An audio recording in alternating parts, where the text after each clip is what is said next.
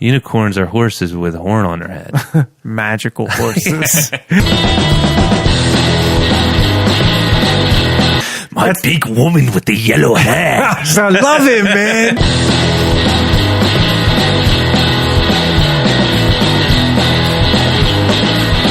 He saw it. He was at the premiere with his daughter. And Fuck him.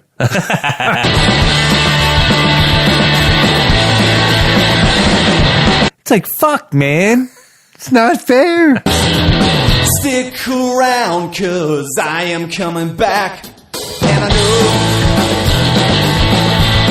someday I'm gonna make it bad. Talk about shit we talk about anyway. Just sit here. Seriously. that's the plan. That's the dream. But anyway, all right, let's get to the show. Yeah, John, I just want your advice on the movie, not Jamie's, because we all know how he exaggerates his favorites. Yeah. And he goes the other way hard, too, which is... He does, man. Like, Aquaman?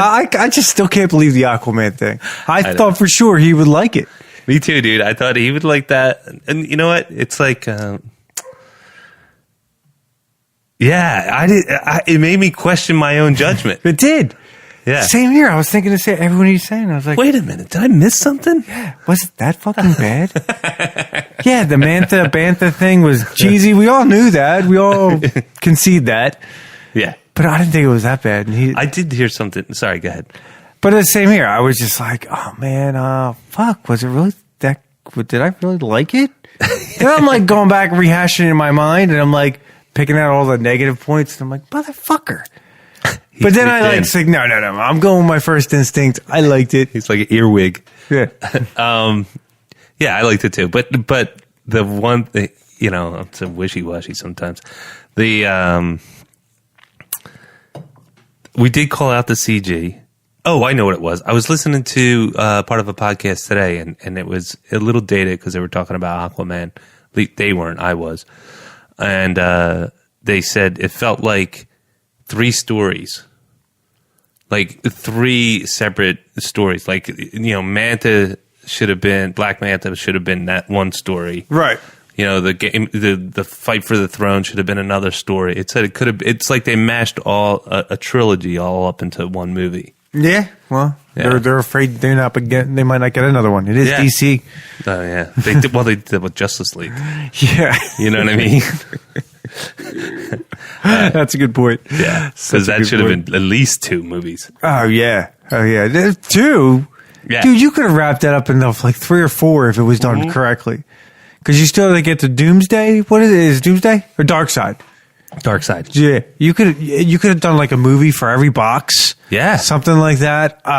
Then you could finally get the boxes where the other guy comes down. Hopefully, a better CG version of him. Yeah. And then you do it from there. Yeah. Totally, man. There's 3 movies right there. Yeah. Well, it kind of felt like when they did Batman v Superman. Yeah, no, that was just shit put together. Right? It seems like they just compressed everything together. That's fucking Warner Brothers, man. Hey, don't get me started. All right, let's get this show on the road. Hello and welcome to this week's episode of the Nick, John, and Jamie Show. I'm John. I'm Nick. I paused for dramatic effect because Jamie is not with us today. He hasn't passed away, God forbid, knock on wood. He just got held up at work. He's, some days are this is our night gig, our passion project. Wait, you guys aren't getting money for this yet? No. Oh, It's just contributions. I thought, John, when we started this, I thought there'd be money by now. Fucking lied to me, man. Well, if I come up on charges of embezzlement later on, man, Jamie got a lawyer. Yeah, right? So this week, let's kick it off with the big bad box office. So the box office for this past weekend, I should say. Where did we go? We had Curse. Okay, I'm sorry. This is the weekend of April 19th through the 21st. Seriously, this doesn't matter because I just don't care about this week's box office. I know. April 19th through the 21st is like, what? Yeah. It's just not the 26th. That's it. That's it. I mean, come on. Seriously. Last week, I don't even care.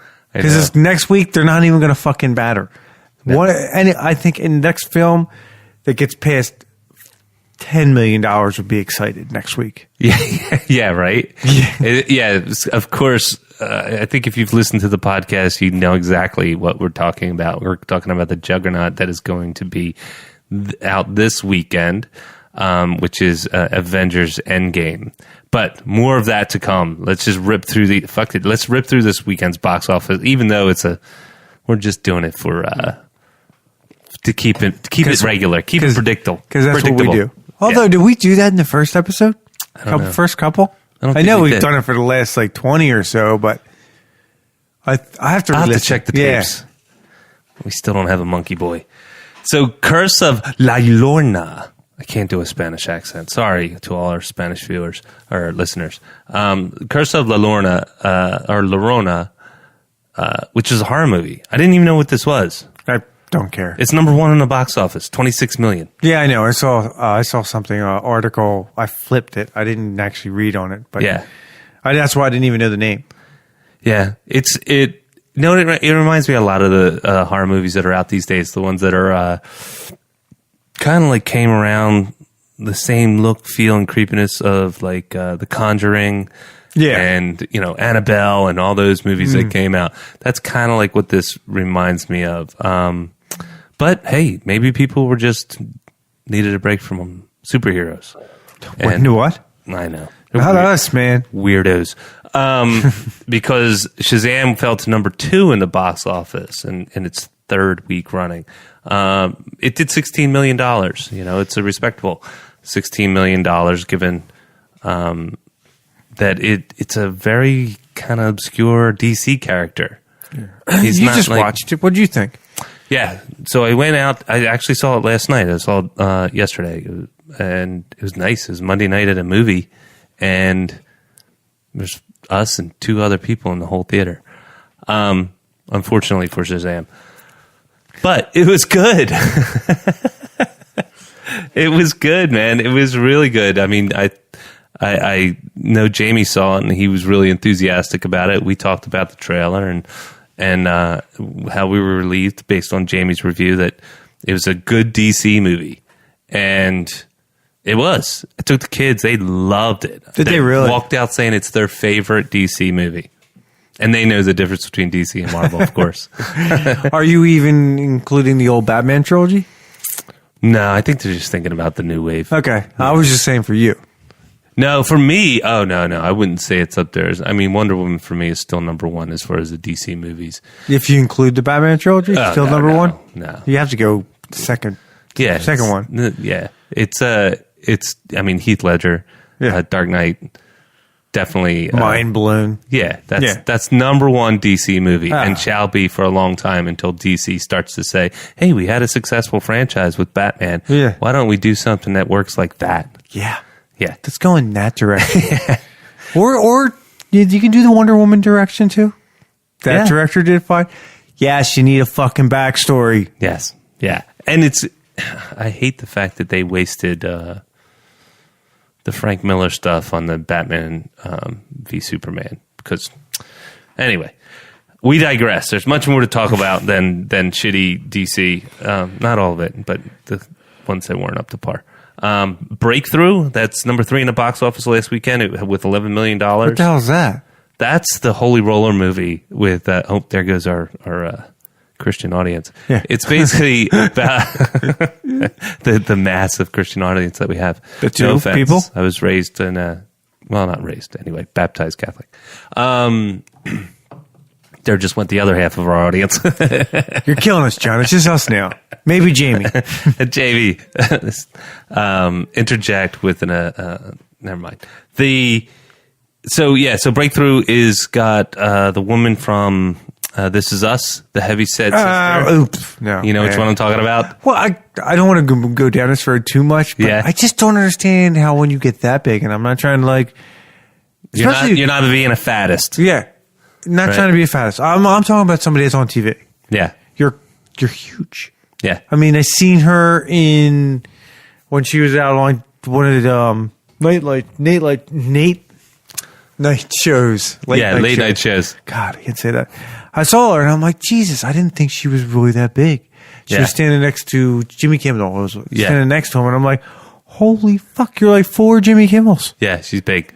She's really big, and it's a shame, man, because she's going to die early. Oh, yeah. You know, no doubt. You know, and she's really talented. And anyway, you Like I would said, I think, didn't want to talk you to would, her. I wonder, because you know, John Candy, he had issues with weight largely because he was afraid that he wasn't going to work as a thin person.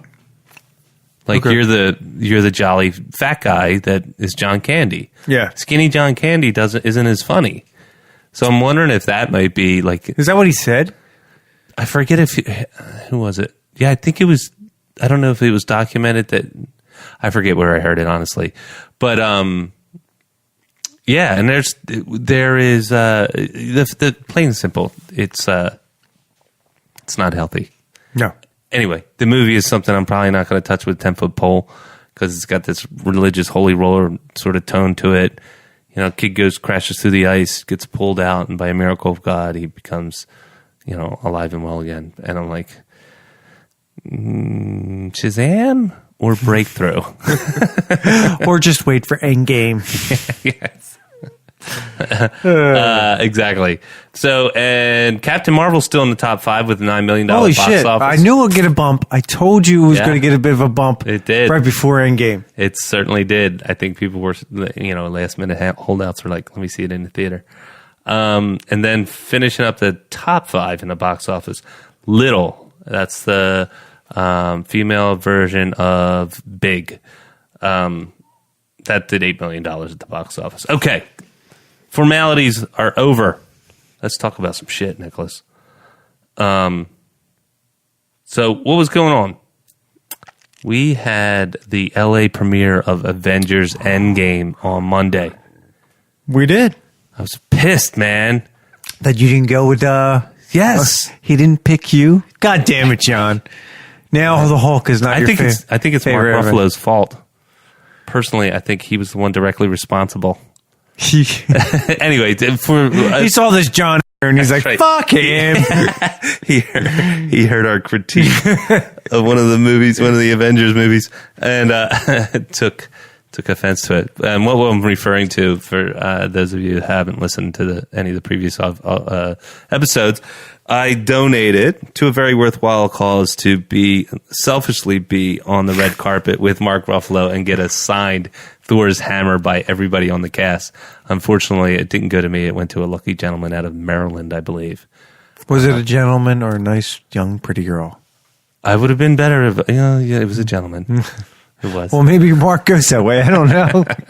How dare you, Nicholas? He's happily married. Hey. But a lot went on. Marvel did live coverage of it.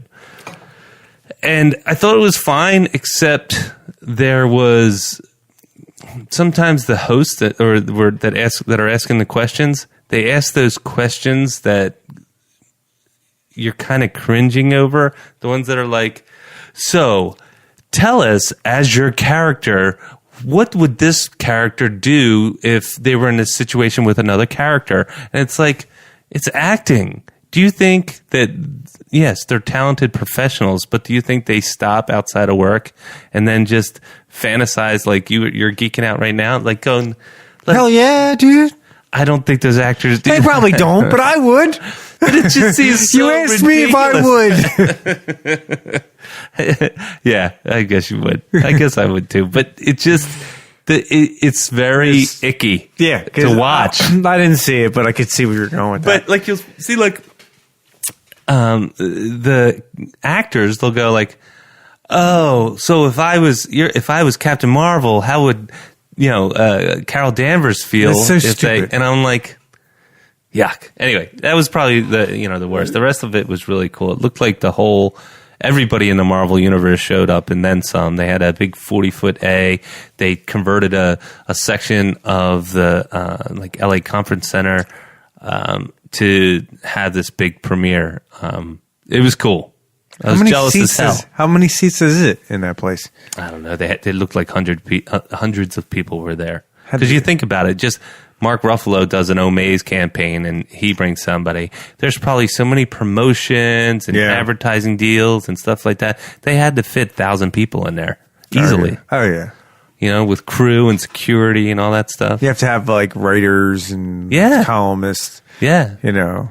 I did, you know what though? You mentioned writers, and I thought it was cool that it wasn't just about the actors. It was also about, they paid homage to like, they interviewed Neil Kirby, Jack Kirby's son. And it was like, you know, Jack Kirby and Stan Lee, they engineered this Marvel universe with all the Avengers and all the stuff that we know and love.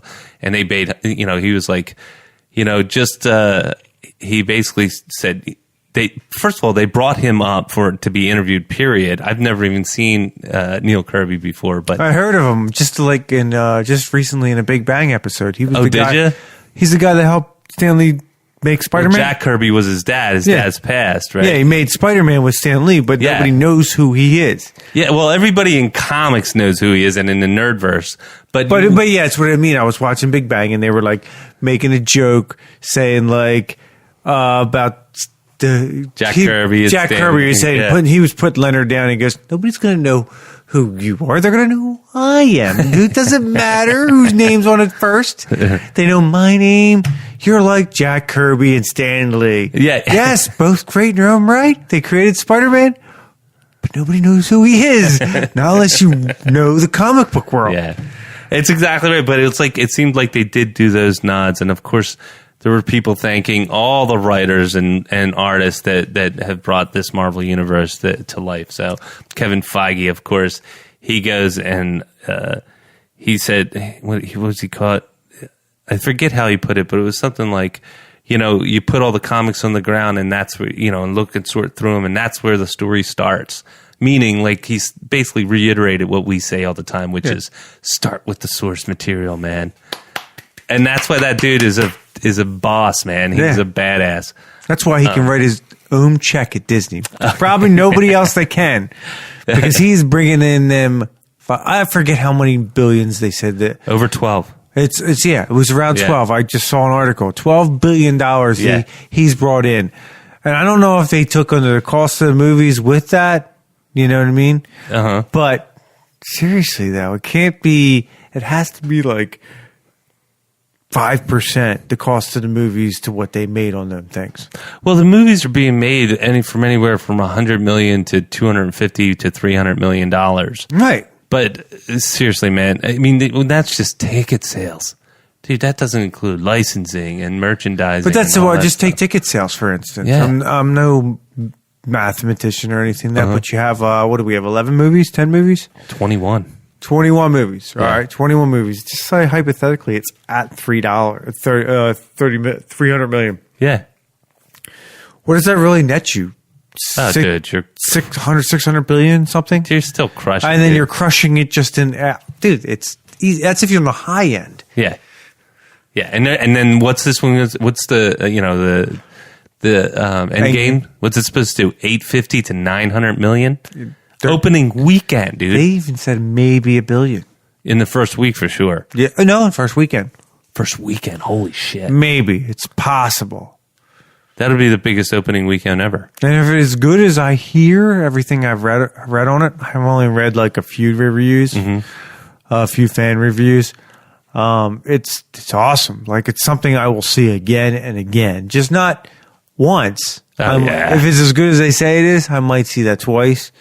Hell, I might even see it a third time if I'm bored one night and somebody goes, "You want to go?" And if I can, I'll go. Yeah. Fuck yeah, man. If it's that good.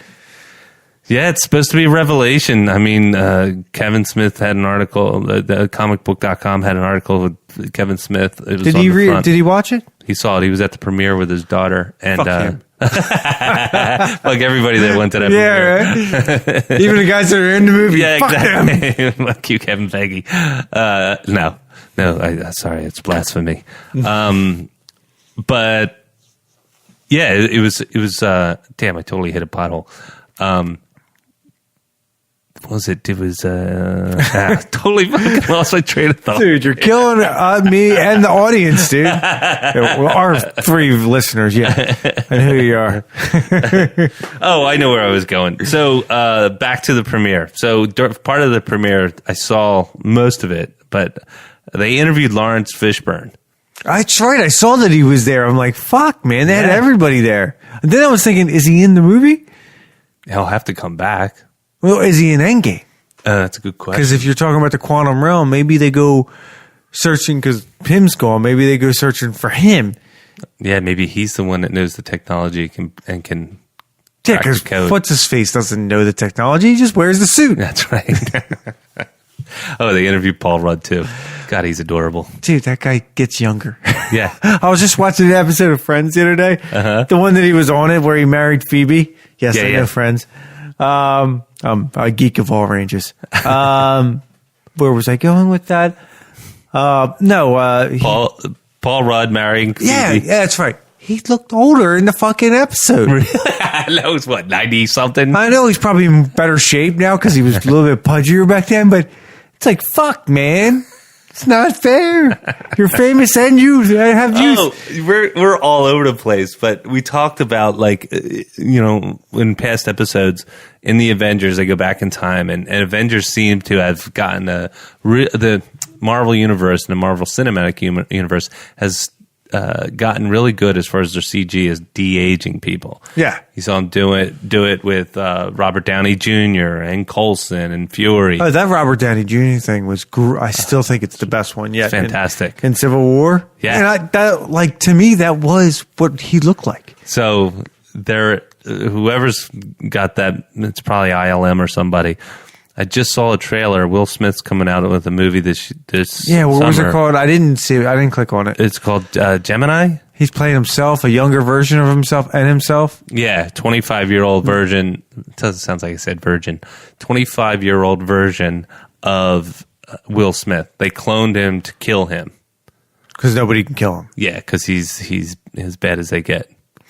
So the premise of the movie, and it kind of seems kind of cheesy, and it is a bit of a gimmick, but it was interesting to see how far it's come. Like, there's scenes in the trailer where they're going toe to toe with one another, and you remember what he looked like when he was like Fresh Prince, and you're like, damn, he looks like what he looked like when he was Fresh Prince. Really? Yeah. No, I'll have to check the trailer out. I wasn't going to click on it because I'm sorry to say, Will Smith, you once were an A-lister for me, but I think you're moving down the chain, dude. Yeah, he's got some slipping. Dude, a lot of bad shit.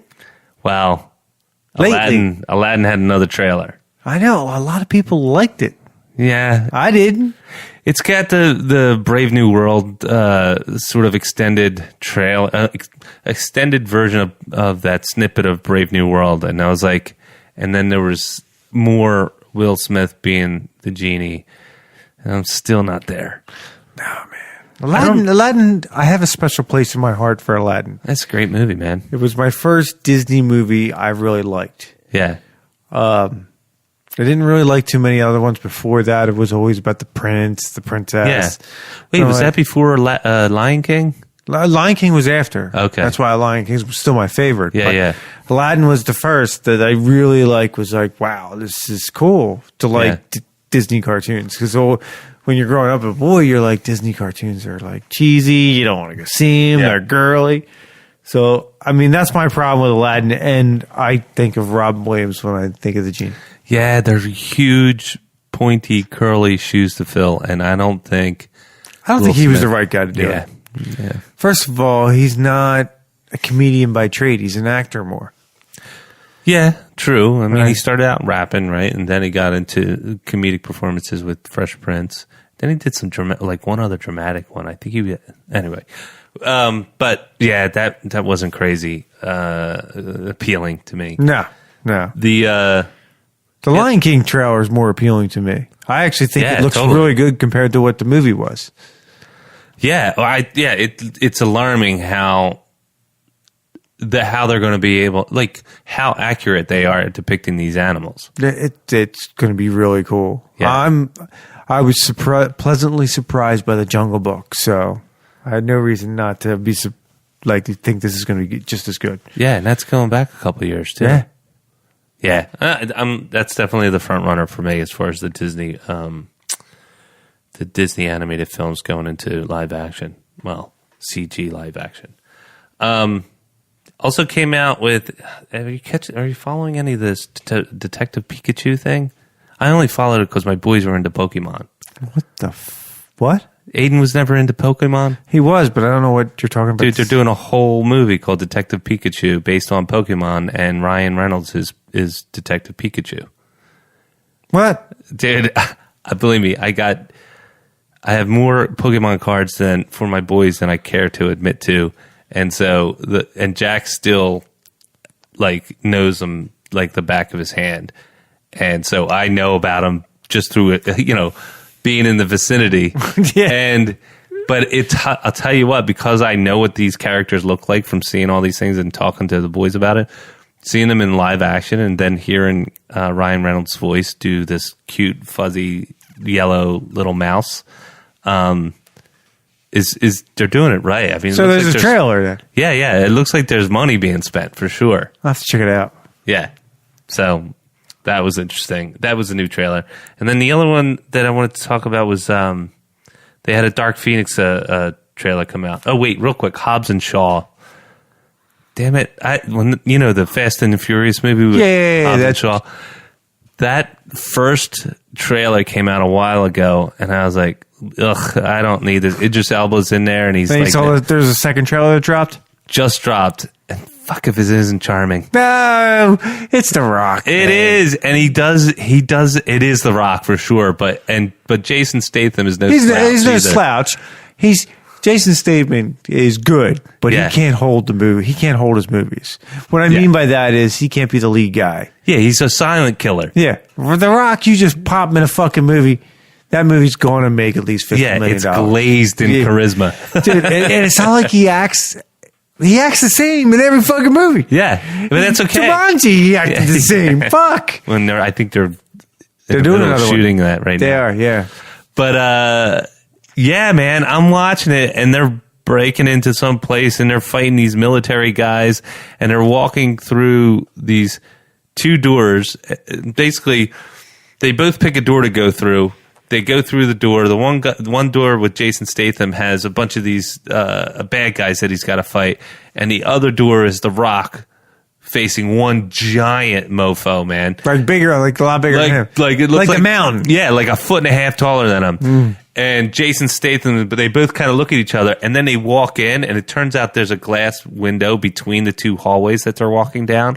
So they were actually fighting the different... Rock's fighting all the other guys. Well, Jason Statham's fighting all the other guys, and Rock's fighting the big giant guy. And all The Rock does is just knock the dude out with one shot, and Jason Statham has to go through and fight all the guys. And they're kind of looking at each other, and they're busting each other's balls, and it's all rhythmic. It's almost like this choreographed dance. I gotta check this out, dude. Now. You're getting me hyped up. I don't even like these. No shit, man. I was thinking the same fucking thing. I'm like, I have no desire to see this. I'm like, God damn it! I just got tricked again. It's The Rock, man. He just gets you, charming bastard. That's why I really never liked any of the other Fast and Furious except for the ones he's in it. Yeah, right? I mean, the first two you get what... I'm not a Vin Diesel fan. I'm not a car fan either. Either am I. But you're right. My interest really starts and stops with The Rock as far as the franchise. Hell yeah, man. Yeah. The rest of that shit, besides the women that have it, could care fucking less. Yeah. So yeah, I saw that and just, God damn it, I got suckered in. I'm like, well, I'm going to have to watch this movie. But hey, why not? More, better. And then finally, the Dark Phoenix trailer. They released another one. I missed that too. Yeah, it's a lot of the same, but there's a sequence with Jessica Chastain's character. I don't think they're calling her Emma Frost, but I think it's Emma Frost. Who's Emma Frost? So Emma Frost was part of the original Hellfire Club on the original John Byrne, Chris Claremont. Phoenix run, Marvel comic book. So who is she though? So she's got psychic abilities and she's a villain, but she kind of waffles back and forth over the years between being a hero and a villain. And she basically helps manipulate Jean Grey into becoming the Dark Phoenix. Oh, that's the blonde girl? Yeah. I thought because like she got struck in space or something that started getting in her head. Well, again, this is all from the trailer. So you see Jean, you see the beginning where Xavier's communicating with NASA, and he's basically saying, okay, NASA, we're on our way to help. And then Quicksilver does this thing where he's like, so I guess we're going to outer space or some shit like that. And then they go in and they save the shuttle pilots or the astronauts. And when they save them, some energy force comes through and is supposed to obliterate her. And I think Emma, I don't even know if they're calling her Emma Frost. I'm just going to call her the Emma Frost-like character. You see her talking to Jean and kind of manipulating her and sort of, and you see this wispy, smoky thing that sort of shows like a vision of what she could be, I guess. Mm-hmm. Anyway, long trailer longer. It still kind of stinks a little bit. Yeah, like I know what you mean. It's not. First of all, I continue to hate the fact that Mystique is leading the X-Men. Yeah, because she was a bad person. She is a bad guy. They only did it because of Jennifer Lawrence. Yeah. They wanted to capitalize on her newfound fame. And they sure have. They have. Real quick about that girl that was talking to her. I never understood that. Well, you just told me, but when I was thinking about it, I didn't understand how Jean Grey is supposed to be this all superpowered mutant who has same telekinetic abilities, but she should be stronger. But she lets somebody else get in her head and fuck with her head. Yeah, well, in the comics, and what's his face? Professor X couldn't do it, and he's supposed to be the most powerful in that sense of mutant. Well, they did battle on the astral plane, Professor X and Phoenix, but she. I can't remember if I know she blasted him out of his wheelchair, and then I think he was able to contain her when she was regular Phoenix, and then when she became Dark Phoenix, it was like it went through the whole saga. Really, they finished out the story. No, I get that. But I think, how does that one girl get into Jean Grey's head? But I think there's still a human part of her that doesn't know how to handle this. It's all new power and everything, and the human part of her now. Phoenix is supposed to be personified power and rage and lust and all the evils, right? So it doesn't mean that she's rational. It doesn't mean that she is a clear thinking person, or you know what I mean. She doesn't hold by the same standards. She's just power hungry and kind of omnipotent. Yeah, but why would this one mutant? I don't want to go down on this too long, but why would this one mutant want to fuck with Jean Grey like that? What did she control? What did she gain, though? She wanted to be able to control that power. Oh. So to be able to control her and manipulate her, now you can use her for whatever ill-gotten. I'm sure it backfires. I'm sure. Oh yeah, dude, it backfires big time, and the Hellfire Club gets decimated. But the trailer again, it's like they do something like I don't get how she's in space and she doesn't have a suit, and then. There's this other thing where she's being manipulated, and I put it in my notes and it says Magneto, or she says, this is the exchange between her and Emma Frost, where Emma Frost is like, what they fear, they destroy, and talking about the X-Men. I was like, the X-Men are good guys. They don't cater to that mantra. But maybe that's what she's been told. In her own little mind, she can twist it up from that other mutant fucking with her. Possibly. I don't know. I want it to be great. I love the X-Men, but I don't think it's going to be. And this trailer didn't do anything to sort of make I think it's going to be more like the last one. Yeah, oh, definitely. The one before that was awesome. Yeah. Days of Future Past. Well, all right, let's move on. Let's get to the two topics at hand because we're really busting for time right now. Yeah, we're doing it. So really, it's more about what we're watching. So I just got that one. We mentioned I watched Shazam, dug it, thought it was great. There's a lot of cool parts about it. The Zachary Levi who played Shazam, he plays a great 14-year-old kid. That Jamie hit that right on the head. The way that he seems like a goofball though. Yeah, totally. It's like it's not like acting for him. So yeah, right. So think about this. Something as simple as if I said you're a poor orphan that lives in a foster home and now you have the power of Shazam, would you do it to get a couple bucks? Fuck yeah, man. Right? That's the first thing you're to think about. But that doesn't make you pure of heart and a superhero and all that other thing, that the tropes that are associated with superheroism.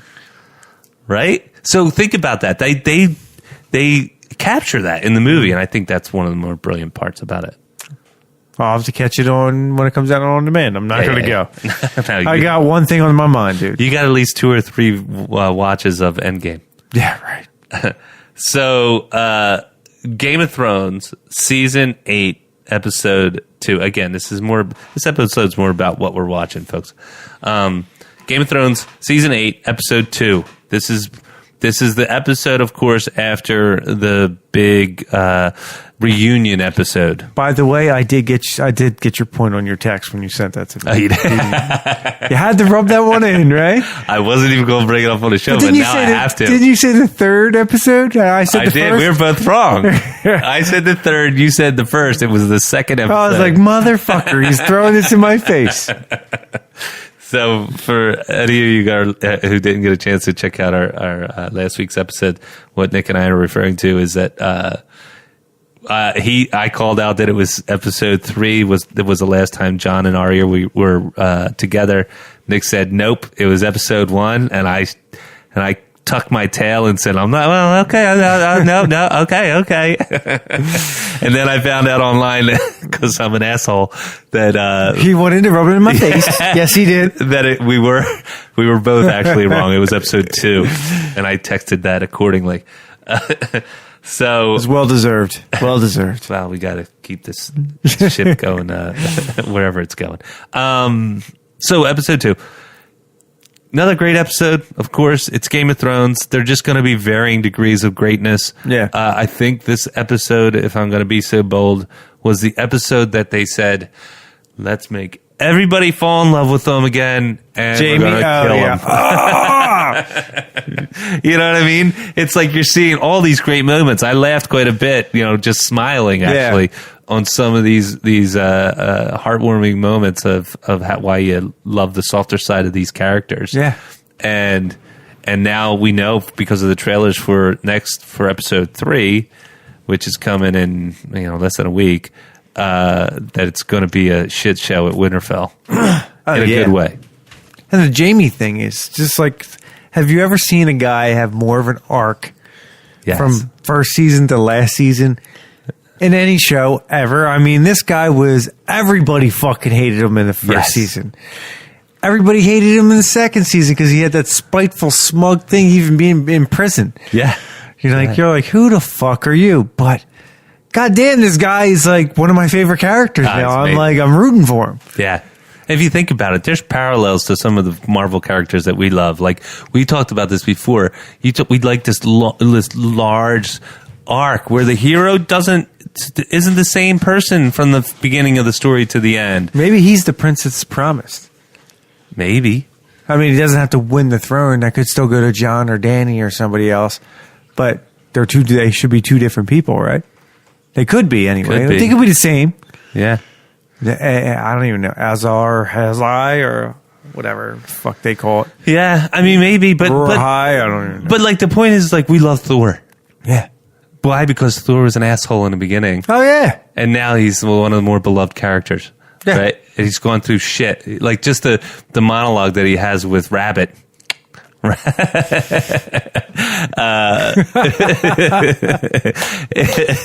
Is awesome, right? Yeah. When he's like, I had to kill my sister and my father. He's dead. My mother, she's good. She's dead too. My brother. You're like, damn, this dude has been through some shit. And then you look at Jamie, and he's got his brass hand, and he's got his shame of his relationship with his sister, and he's got a dead father, and he's got all kinds of tragedy. And he turns out to be one of these likable characters because of it. Yeah. Yeah. I dig that. And I thought for sure he was going to go, he was getting his head cut off, but he's been exonerated. For the most part. Yeah. For the most part. It's just crazy. Like I liked when they were sitting around the fire. Uh-huh. They're all doing a little thing. Jamie must want Brianna Tarth. That's the vibe I'm getting. That would be interesting. Brianna Tarth loves Jamie. Oh yeah, without Sir a doubt. Jamie. Sir, everybody, yeah, Sir Jamie. Yeah. Yeah. He's I don't know, man. My big woman with the yellow hair. I love him, man. He'd have a fight on his hands for He's sure. awesome, dude. He's gonna be How about great. that illustration we Oh, did you said that or Yeah, Jamie? I said it. That was hilarious. I drank giant's milk. That's how I got so big. Yeah, and then the illustration is a really great. I wish I could call out the artist, but I saw it on Instagram. It's basically a baby with this big flock of red hair turned around, like looking at you With a grin. with a grin and milk on his mouth, and he's suckling at the teat of a giant bosom. Oh, God brilliant. damn, you don't know if he's true, lying, telling the truth, but you don't care. It's hilarious. Exactly. So lots of goodness, and based on like I said, there's a lot of again continuing with this love. Real fest. quick about one thing I read on Yeah. Game of Thrones. I don't know if I said this last week, and forgive me if I did. No, go did you ahead. know Braun and Cersei, the actors that played them, were married at one point? Get out of here! Fucking swear to God. That's amazing. I was like, it was like 20 years ago, 2003 or something. No like that. kidding. Yeah, because there was like an article that popped up about people that when they met, they either dated for a long time or they were married. I can't remember what it said, but it was an article about people who hate working with each other, and they named like 10 different couples, No and kidding. they came up. Yeah. I'm like, get the fuck out of here! I would have never guessed those two. Both British though, so I guess Yeah, that British Isle is not that big. yeah. No, but that's pretty cool. I like those little Nuggets. factoids. Yeah, it's pretty cool. Yeah, so definitely looking forward to that. It's going to be a blow up episode. It's happening for the Battle of Winterfell, epic 55-day shoot, longest episode in the last season. Yeah. No, longest episode so far in all of the Game of Thrones. Oh wow. Yeah. Yeah, that So makes far. sense. I mean, I don't know what the other three are bringing after this, but Yeah, we were saying earlier. It better be a long episode. You got Fucking right, 6 episodes. you built this up for fucking 8 years. Keep pulling that taffy, man. Oh god damn! I still don't even know what's going to happen. But in the preview to it, they're like it was kind of cheesy, but I guess it might have been taken out of context. Where Danny's like, "The dead are here." No, Jon Snow says the dead are here. Yeah. She goes, "No, the dead are here," meaning it's probably in the crypt. Oof. That's where they're putting everybody. So that's where everybody's Oh, buried. that's right. So the Night King might. Yo, can he raise them? That's what I mean. Oh shit! I thought they were saying that's what Danny said. Remember in the preview, you Would said that be a headless Ned Stark? that's if they got his remains. If they didn't know, Oh, I think they returned his remains. I think that was the one thing they did do. except for his head, they left it on a pike. Oh shit! See, but he can still control that, right? Yeah, You don't need the fucking head. dude. I'm And telling then John's gonna have to kill his mother. you, God, that show's so fantastically fucked up. Yeah, and I don't understand. Next week they're all like doing this. Where Brandon Stark's like, the Night King will come after me. Well, that's great, dude. He knows where you're at at all times. Yeah. He also probably can count. He doesn't need to go where you're at to take over Winterfell to get you anyway. No, I mean, that's the craziest thing about the strategy. I didn't understand it. I'm like, he's not an idiot. He's just not going to go to you because you're in the open. Yeah, yeah. You know? Yeah, it's going to be interesting. You would think that the move is hop on a dragon, fly high, spin back, and try and flank them and Yeah. just burn out the leaders. Yeah. Because there's only one other dragon, so you have the two flanks. You choose one or the other. Yeah. But supposedly they don't think the Night King can be killed by fire. Oh, really? Oh, he walked through fire. Yep. That's right. So even dragon fire, they don't even think so. Oh, I forgot about So that. it'd have to be hand to hand. And he could throw a spear so hard it could kill. And that's the other thing is they were talking about who would be the one to fight him, just hypothetically, because Arya wants a spear. Oh, snap! I think that's a stretch. I think she wants a spear for the same reason why the Night King wanted one. Maybe go after the dragons. Insurance. She's all about covering her base. Yeah, don't trust anybody. Yeah. So if that actually is, she used whatever specialties for that. Yeah. I think it's going to be good, man. But a lot of people are going to be dead. And this is the part that I keep talking about. It's so interesting because it's even with like shows like The Walking Dead, it didn't seem as dramatic. No. Like when he raises those the people that were just killed. Oh, I know. Arthorn or whatever. Yeah, dude. That was awesome. But he can just do that. Like he could send a wave of people out, and as the old are killing the new, he can just keep raising And them. you know when he did that? It's just a smug thing to John. Yeah. Because he didn't need to raise He's his like, look arms. at how thinking big about, my I'm dick going is. to raise my arms and raise the dead, you Yeah. fucker. You think you're going to fuck with me? Yeah, dude, that was probably the freakiest moment in Game of Thrones. Not the sickest, because there's been more. But that was way more disturbing stuff. Yeah. The penis thing was the worst. Oh, yeah. But when he As we both reflectively pinch our knees together. oh, Yeah. Yeah, No. no. You know they're doing a story about Lorena Bobbitt? I heard that. Yeah. I think it was just that like... Dude, they'll do a story about anything. They'll bring him some bucks. yeah, that's true. Would you watch? No, I don't want to watch it. I did hear this about Game of Thrones. There are prequel books that are eventually going to be, the series that's going to be released, Yeah. will have unicorns in it. Oh, really? Unicorn's hard to pull off, man. Dragons are fucking hard to pull off. Yeah, but dragons are badass, dude. Yeah. Unicorns are horses with a horn on their head. Magical horses. John, don't forget magical. Although, remember Clash of the Titans, the remake? Yes. I didn't see the remake. Well, oh, yeah. they I had did. a black Yeah, I did. Yeah, I did. Pegasus. Ah, it was black. All right? black. 'Cause It was the other- pretty badass. Because the original was white. Yeah. They butched it up. And I had a 50-50 guess on that. I went with white. No, I knew it. I actually saw the Appaloosa. remember the bird, the iron bird? Yeah. So annoying. I just wanted to get a gun and shoot that thing out of the air. It was the most annoying thing in the world. Bebo, I think it was. Oh, yeah. It was like, dude.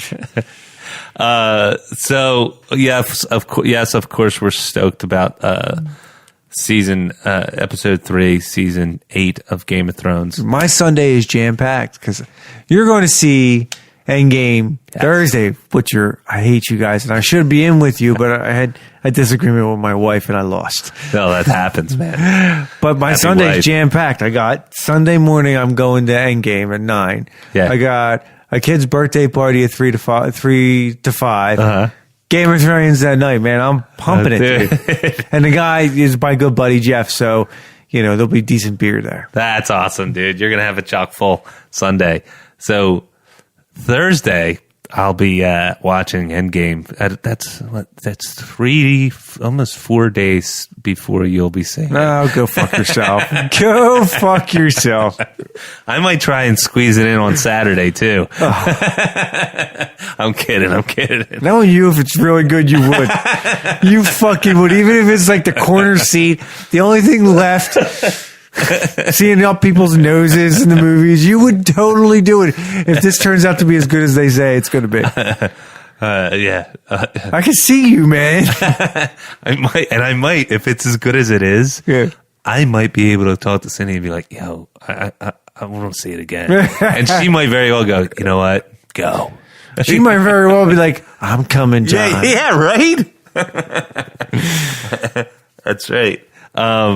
So yeah, I'm going to check that out on Thursday, taking the whole fam. We heard nothing but rave reviews, of course. I haven't heard anything really negative. Nothing. No. Me And neither. I've never heard that about a movie. Oh, speaking of which, back to the premiere, the one that happened on Monday. A lot of things happened. I did see, like I said, a replayed. So the now live Hulk coverage. not your favorite character anymore? No, and it's Mark Ruffalo's fault. If the show ever blows up, I'm going to treat Mark Ruffalo like Matt Damon gets treated on Kimmel. Until he brings an autographed Thor hammer. With everybody's signature. That's right. And you even want the CEO's signature now. That's right. I want Iger's. You want Igers, you're like, fuck Biggie, this, you owe me everybody. now. That's right. There goes my chances. So one thing I did hear about is they did not, at the premiere, they didn't show any after credits scenes. The credits started to roll and they kind of clipped everything. What do you mean? So normally, what do you do after a Marvel movie? You sit around. Sit around. From what was reported, I forget where, I think it might have even been on comicbook.com or maybe Hollywood Reporter. It was the end and then nothing. They didn't even show the credits. Like, so for everybody in the audience that was there for the premiere. Oh, why didn't they get to the credits? Because I don't think they wanted to give anything away. So I think they're saving the credits for the actual audience, not just people going to premieres. Which is kind of cool. Yeah. You know? Or maybe there's not anything this time around because it's this big... I would be fucking pissed off about that. Give me just a picture. Come on, we still got Spider-Man and we have Doctor Strange and we got all kinds of stuff that's still happening. Yeah. Let's kick off. Give the next phase a little boost. Yeah. And why break now? Come on now. I know. Whatever he does is going to be fine. There'll be like, you'll hear this deep voice, and then you'll just see out of the shadows a big hand with a globe in it, and it's like a 3D globe, and it'll be Galactus's voice going. And you know, I like my Silver Surfer one better though. Yeah, you just see the board. Cool. You don't even need to do anything else. Just, I don't know how to get into the board, but just, you know, like it washes up on the beach and it's a silver board. I don't know. How the fuck is it that all these people have seen it and nobody's spilling the beans, man? NDRs, man. NDRs. You don't get sued by Disney. Oh, almost nobody's spilling the beans. So somebody did spoil something and Marvel said, don't read it. There was that. And then there was also a little thing, it was probably a next to nothing thing. Gwyneth Paltrow was being interviewed, and it was her. It was kind of cool because it was her. It was Happy. It was Robert Downey Jr. It was like everybody from the original Iron Man cast. Standing there. First it was Jon Favreau. Yeah, and then Happy's Jon Favreau. Yeah, and then Robert Downey Jr. popped out. And then Chris Evans popped up, and then Gwyneth Paltrow popped up. And they asked Gwyneth Paltrow something about a particular scene that was most gratifying or something like that. And she said, well, in the last scene, blah, blah, blah, blah, blah, blah, like something about who was there, like in the cast. I don't want to say anything more than that. But you read it, so you know. I heard it, and I couldn't take it back. It started, and then I chose to fast forward it just a bit, you know, scrub a little bit on the video. And what I saw on Twitter, I think it was, they said that Marvel, when they uploaded the non-live version, they edited what she said out. Get the fuck out of here. Yeah, that's what the rumor was, or the article that I read was. Meaning that she might have gave just a little bit too much. You know, not like a blatant, everybody dies in this one. I think Marvel loves the fact of doing misdirection ever since the first hiccup of Ruffalo. I think they use it to their advantage now. So whatever she did, that might have been staged. Oh, well, they asked Anthony Mackie, who is charming as fuck, man. He is so... the black guy, yeah. It's Falcon. Yeah. He's so, like, quick. You know, and what he says is like just funny and charming, and like I said, quick-witted. And they asked him, "What was your most surprising part about Infinity War?" And he said, "Me dying. That was a pretty big surprise to me." You know? And I thought, yeah, right on, man. Which led me to believe, like he said it with he was kind of genuine, yeah. And which led me to believe that they were so secretive about it that they were just like, "You're dead." Yeah. And just told them at a last minute moment. Yeah. And they were like, what? So that's good. It's got to be like top secret shit. They probably keep secrets better than our government. Oh, I'm sure. Look who we got running our government. He's going to tweet the codes. Oh, I know he will. You think this is so hard? Carry these numbers around all day long. He doesn't have the codes. Somebody's holding that and gave him a false football. What's the code? 1111 1111. 1, 2, 3, 4, 5. What's the passcode? It's on all my stuff. I'm the president. Only an idiot would have this.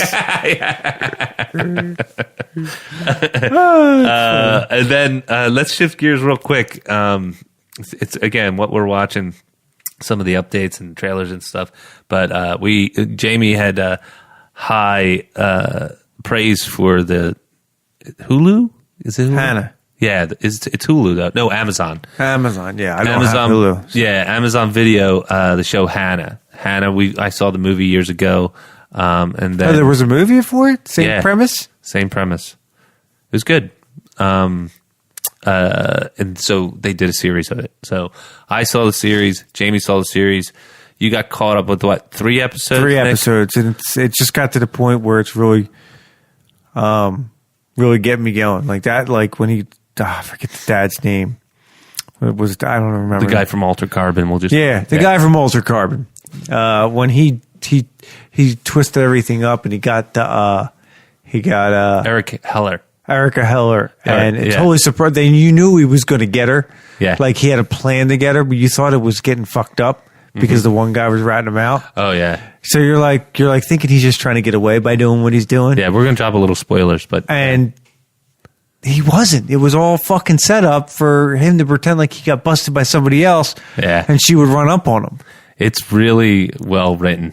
Yeah, it's so far so good. I mean, I was pleasantly. Even the first episode was a little weird, the cave thing and all that, but I liked it, and it's starting to get me going. Yeah, I mean, I was watching it. It was. I think it's really. I finished up the last of it last night. It's only 8 episodes, right? 8, I believe so. 8 or 10. I can't remember. I think you're right. 8. But it was good, really good, really beautifully shot, really well written. I think had you guessing from time to time. I've never been a teenage girl, but it seems that they've captured teenage 16-year-old hormones and teenage. I saw this movie that Bo Burnham did. He's a comedian called 8th Grade, and man, because I have an 8th grader, the way that he depicted 8th graders in that movie, I was like, holy shit, this guy's got it spot on. Yeah. And so the way that they portrayed teenage girls in this, I'm like, holy shit, again, it looks like you have it spot on. But teenage girls annoy the fuck out of me. And I was like, so it's all good. Oh, you don't like that whole on the phone, he's hot. Da, da, da. Little drama here, little drama. Did you hear what she said? Did you hear it? Yeah, and like the total and I know this is just kids. And Cindy said something very, very cool. When the one episode, the one teenage character who befriends the Hannah character. This is not really. It's not the second episode. That one. When they're in Morocco. Yeah, and so her friend. There's a whole boyfriend-girlfriend thing that goes on, and regardless of the fact of the stakes, the way it's written, you're like, yes, it doesn't matter if there's people trying to kill you or whatever. There's still a very small world that is very important to teenagers. Yep. And they're very focused on that world, and little things to adults, which would seem like nothing, are world-destroying to them. And so they capture that. That's why it's well written. They capture that really well. But I think that's for more so girls, but any age, any boy or girl in that age. Yeah, that's a fair point. My boys just aren't quite there yet. Yeah, but more so girls. Yeah. They really go up and down with the day, the time of the day or whatever. Yeah, well, boys are violent. Yeah. Like boys will punch each other and wrestle and fight and stuff like that, where girls are more prone to being mentally abusive if they're getting into it with somebody they want to get to. So they're training themselves to get married, Yeah. That part I was like, because there was one scene where this one girl was being total disrespectful to her parents, and like I got sucked into the whole thing. Like, what the? Yeah. I would kill her like that. And Sydney said something really poignant. She was basically like, "No, John, that's when you need to love him more or some shit." You're And I was what? But anyway, I've been there, dude. yeah, right. Been there. And that again, it took me out of the movie because I was so enraged. But then I thought about it for a minute. And I was like, that's just really good writing and acting. Yeah. Yeah. But it sucked you in. So that's why it's so good. Yeah. Because something that's not going to really catch your eye, like they can always bring up a topic in a movie or something like that, but you find yourself getting enraged or getting super interested into it. Yeah. Because they wrote it well. Yeah. Part of the experience, right? It doesn't all have to be rainbows and sunshines. It should make you feel the whole spectrum of emotions. That's how you know it's good. Yes. Yeah. So it does. It definitely is well written. It's shot really well. And a lot of really smart, great performances too. So highly recommend. And what else do I have? Anything? You got anything, Nicholas? What are you watching? I'm watching Hannah. That's about it. I'm trying to think what else I'm going. There was something I wanted to talk about. Now I can't remember it. Damn it! Don't come to me. Oh, there is a Krypton trailer. Good point. Yes. It was okay. I mean, it's supposed to come out what, July? Yeah. So think about June or July. I think. DC is doubling down on their TV. Like they know they have the CW, but now they got this other sort of wave coming with Krypton and Titans, and now Doom Patrol that's out. It's getting good reviews. And now they're coming out with Swamp Thing in the end of May. Which, Really? yeah. I mean, Alan Moore did a run. He's a writer. He does all kinds of books, DC, Marvel. Alan Moore did a run on Swamp Thing that was really good. Yeah, but I just don't know if it correlates to TV. You know what I mean? Just, Yeah, they there have was to a spend a lot of Swamp money. Thing Two shitty movies. I remember them. It was horrible. I just don't know. Adrian Barbeau. I mean, I know he's a DC superhero, kind of. Yeah. Just he's a swamp man. It doesn't. It doesn't. I don't get it. What, don't they have a whole reality show thing on swamp people or some shit like that? I don't watch that shit. But I'm talking about a superhero goes. Oh, what do I want to be? I want to be Superman. I want to be Batman. I want to be Spider-Man. Swamp Thing. Really? It's the worst superhero out there. I don't even know what his power is. Well, half plant. That's he has power over the green. Yeah, you can roll her up and smoke it, right? Maybe that's what it is. Maybe power over the green. What do you mean? Is that sativa? What are you, Swamp Thing?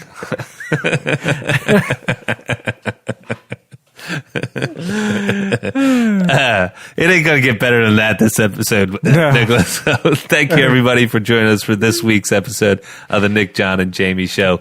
You found us, but if you need us on other, say iTunes isn't your gig, and you want to watch, you want to catch our show on some other platform, we're also on Google Play and Stitcher and Spotify, and we do an audio version of the show that we post on YouTube for giggles. And if you want to check us out on social media, you can follow us on Twitter at NJJ Show, Instagram at NJJ. Well, yeah, I can't talk tonight, Nicholas. At NJJ Show, or if you are on the old school Facebooks, search the Nick, John, and Jamie Show and follow our page. Thanks again, everybody, and have a phantasmagorical week.